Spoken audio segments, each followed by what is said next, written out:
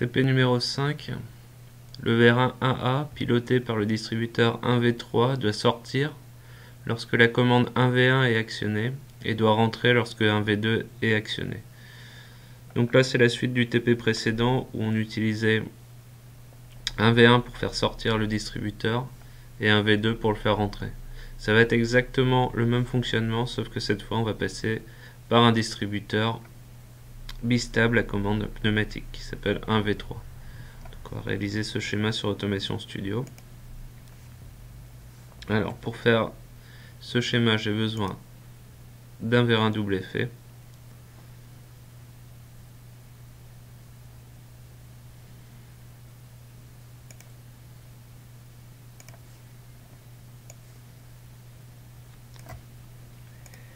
J'ai besoin d'un distributeur 5.2 à commande pneumatique.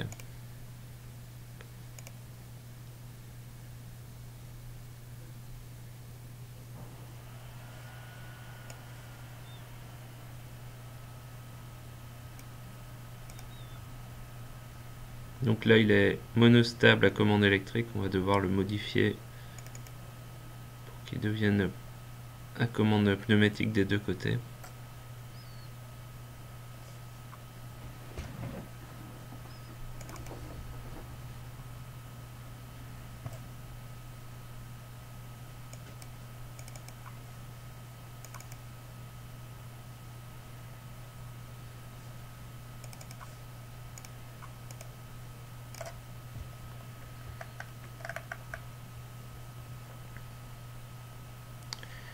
On va venir chercher les distributeurs 3.2 qui vont être chargés de piloter ce distributeur de puissance. On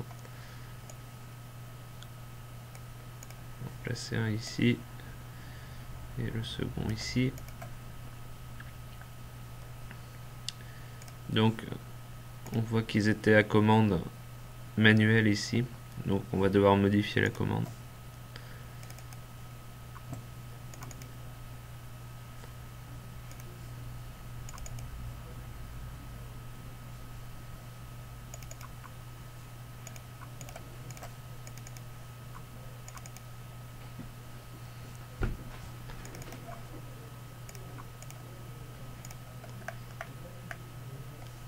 Alors on va devoir nommer nos composants. Donc on peut se reporter, le VR1 s'appelle 1A. Ensuite les distributeurs 1V1, 1V2 et 1V3.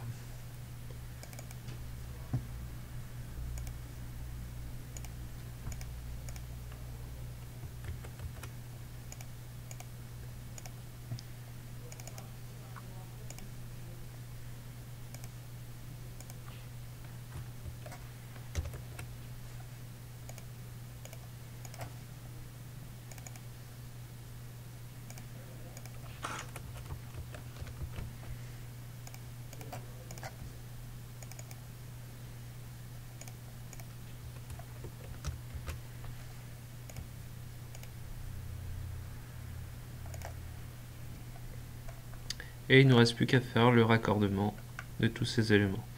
Donc le distributeur 5.2, lui, on va raccorder ces deux sorties à chaque chambre du distributeur. Et donc on va devoir raccorder notre R de puissance ici. Donc je vous rappelle que ici on avait fait en deux parties notre distribution d'air dans le TP précédent. Ici on a la partie puissance qui va être plutôt aux alentours du 8 bars et la partie commande qui elle va être à 2 bars à peu près. Donc ici je viens raccorder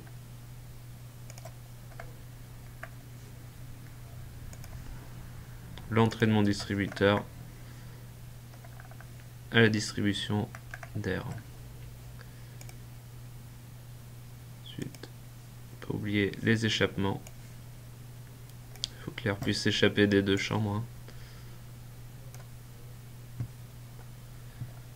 Et maintenant, on va procéder au raccordement de la commande.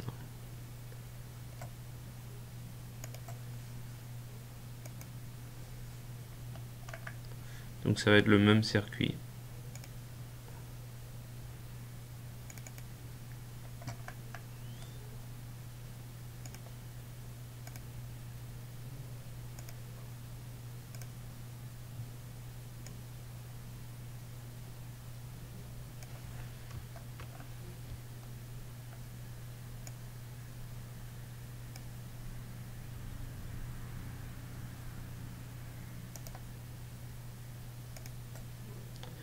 Et on va tester notre circuit en simulation.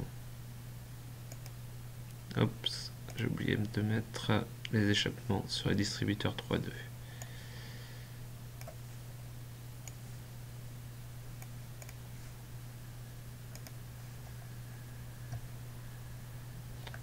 Donc là on voit, on a bien 8 barres sur notre circuit de puissance, 2 barres sur notre circuit de commande.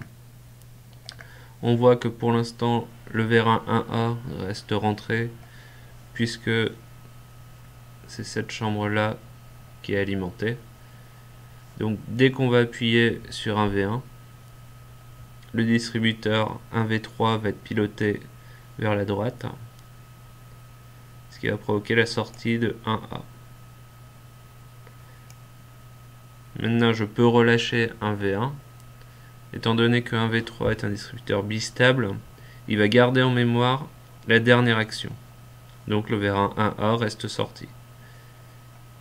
Pour le faire rentrer, il faut que j'appuie sur 1V2 qui va donc piloter le distributeur 1V3 de ce côté et remettre donc la conduite d'alimentation en air en communication avec cette chambre du vérin qui va provoquer la rentrée du vérin.